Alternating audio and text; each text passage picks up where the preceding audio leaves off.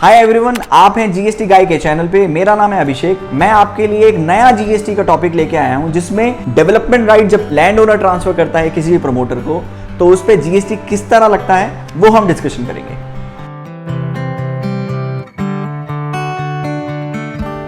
तो सबसे पहला क्वेश्चन ये आता है कि इसको जीएसटी में लाया क्यों गया।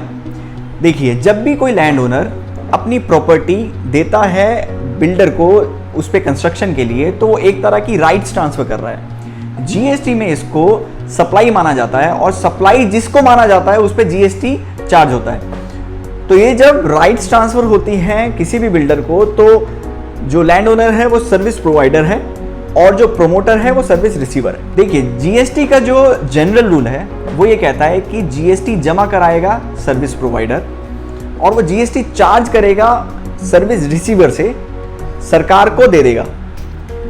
ये ट्रांसफर ऑफ डेवलपमेंट राइट्स का जो केस है जिसमें लैंड ओनर सर्विस प्रोवाइडर है और प्रमोटर सर्विस रिसीवर है, इन सभी केसेस में जीएसटी जमा कराने की जो लायबिलिटी होती है वो प्रमोटर के ऊपर होती है और इसको हम कहते हैं रिवर्स चार्ज मैकेनिज्म। तो इसमें लायबिलिटी बिकॉज प्रमोटर के ऊपर है तो प्रमोटर को यह ध्यान देना पड़ता है कि जीएसटी के प्रोविजन में उसको कब और किस रेट पे जीएसटी जमा कराना है। जब भी लैंड ओनर अपनी लैंड पर प्रमोटर को परमिशन देता है in the form of development rights तो उस पे प्रमोटर कुछ प्रोजेक्ट्स बनाता है, जैसे रेजिडेंशियल रियल एस्टेट प्रोजेक्ट या रियल एस्टेट प्रोजेक्ट, और उन प्रोजेक्ट्स के बाद जब वो कंप्लीट हो जाते हैं तो बायर्स को बेचता है।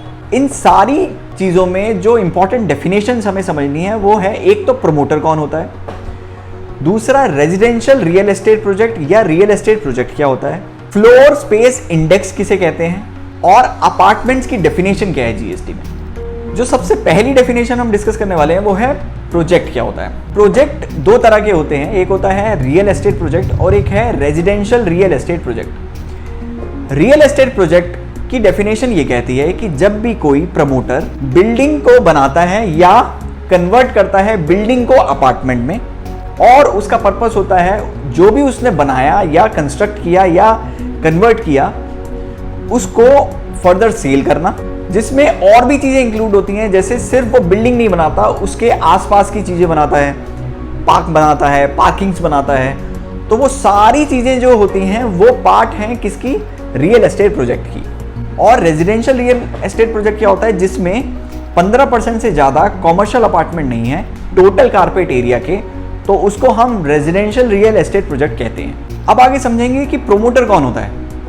प्रोमोटर एक ऐसा व्यक्ति जो बिल्डिंग को बनाता है या बिल्डिंग से कन्वर्ट करता है अपार्टमेंट में आगे फर्दर बेचने के लिए, जो लैंड को प्रोजेक्ट में कन्वर्ट करता है, या कोई भी डेवलपमेंट अथॉरिटी या स्टेट हाउसिंग कोऑपरेटिव सोसाइटी या कोई भी ऐसा पर्सन जो एक्ट करता है एज अ बिल्डर, या वो व्यक्ति जो आगे बेचने के लिए कोई भी फ्लैट बनाता। अब लास्ट डेफिनेशन जो हमें समझनी है वो है कि फ्लोर स्पेस इंडेक्स क्या होता है। फ्लोर स्पेस इंडेक्स होता है जिसको हम शॉर्ट फॉर्म में एफएसआई कहते हैं। इसका मतलब ये होता है कि हमारी जो टोटल लैंड है उसमें बिल्डिंग कितने पोर्शन पे बनी हुई है।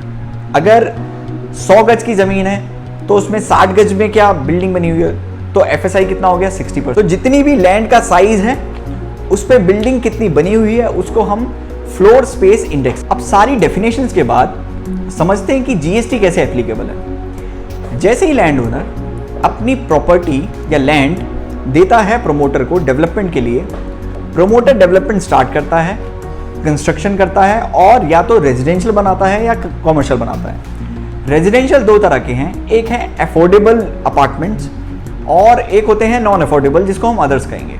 अफोर्डेबल का जो जीएसटी रेट है वो है 1% on the value of unbooked flats, यानी अगर जो बुक हो गए हैं उन पे नहीं लगाना, वो एग्जेम्प्ट है। और अगर अदर्स का केस है तो उसमें 5% जीएसटी है on the value of unbooked flat. इसमें भी सेम यही है कि बुक्ड पे जीएसटी नहीं लगता, वो एग्जेम्पशन में आता है। और अगर कॉमर्शियल अपार्टमेंट्स हैं तो उस पे जीएसटी 18% है और वो प्रमोटर को जमा कराना पड़ता है रिवर्स चार्ज। तो यहां से क्लियर होता है कि जीएसटी रेजिडेंशियल फ्लैट्स के लिए रिवर्स चार्ज पे तभी लगता है जब अनबुक्ड रह जाते हैं फ्लैट्स और प्रमोटर को या तो 1% या 5% एज पर जो हमने स्कीम बताई उसके हिसाब से जमा कराना पड़ता है, और कॉमर्शियल पे 18% फिक्स है। आज की वीडियो से आपको ये जानकारी मिली कि transfer of development rights land owner से प्रमोटर को होती है तो उस पर जीएसटी कैसे एप्लीकेबल होता है, रिवर्स चार्ज कैसे लगता है प्रमोटर पे, क्या रेट लगता है और कितने तरह के अपार्टमेंट्स होते हैं। अगर आपको पसंद आया तो प्लीज़ लाइक कीजिए और जानकारी के लिए आप हमारे यूट्यूब चैनल से जुड़ सकते हैं। शेयर करेंगे तो शायद इंफॉर्मेशन और दूर तक जाएगी। Thank you.